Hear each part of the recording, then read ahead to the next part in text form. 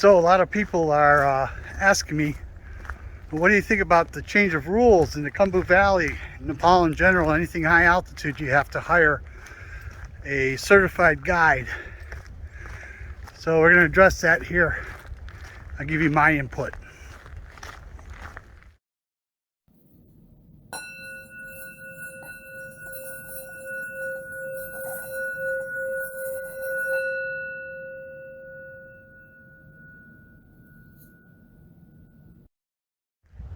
So hey everybody, welcome back. Thanks for coming back.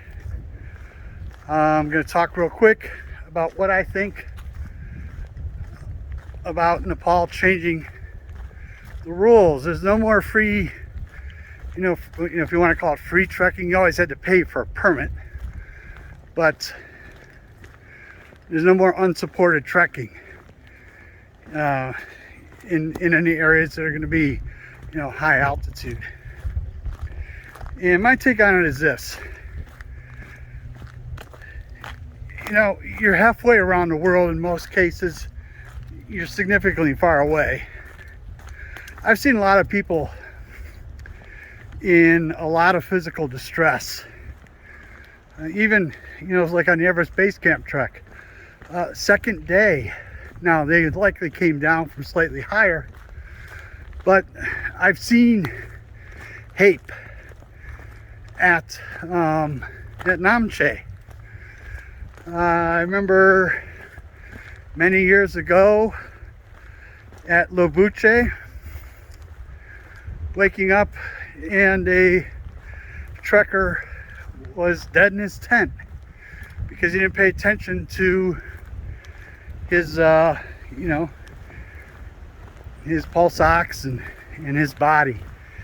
So, and that was pretty gruesome because that was early on. There wasn't a lot of helicopters running up and down the valley, and pretty much everything went down in baskets. So while he was not a giant person, they still had to ratchet strap him to fix it, to fit him into a basket, because carrying him on the stretcher or whatever just wasn't going to happen.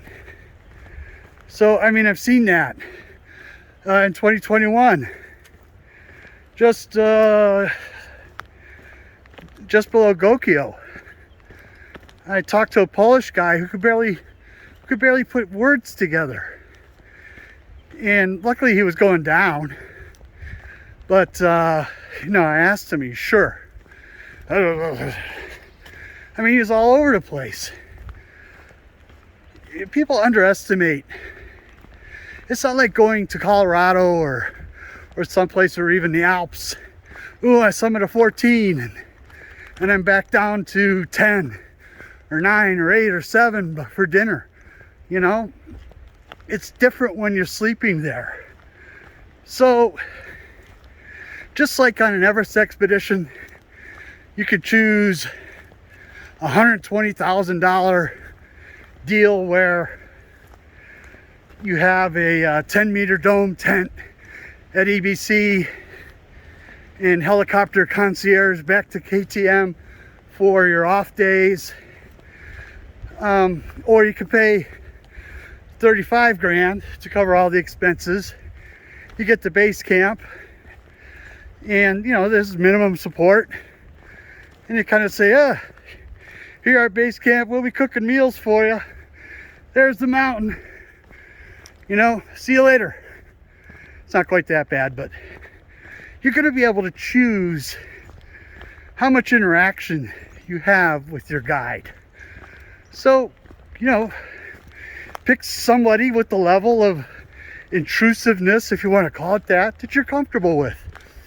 They're going to be just as happy to lag back and just, make their paycheck for doing very little. So I don't understand what the whole beef is about. But the bottom line is, when you're up at that kind of altitude, if you run into trouble, who's making the phone calls for you? Grow up, I guess, in the end is what I'm saying. It doesn't really change much of anything. So do that with what you will. I just heard a lot of whining and moaning. It doesn't add a lot of money, but I mean, you know, you've spent all that time and effort, you know, theoretically you've trained, you've bought, you know, gear, you've bought an air flight. It's a couple extras, $300-400. Come on, people. You know, I just don't get it. So anyway, that's all I have to say. And I love the region. You know, the whole of Nepal, but particularly up in the Himalayas, and it's not going to stop me from going back. So hope to see you there. Take care. Bye.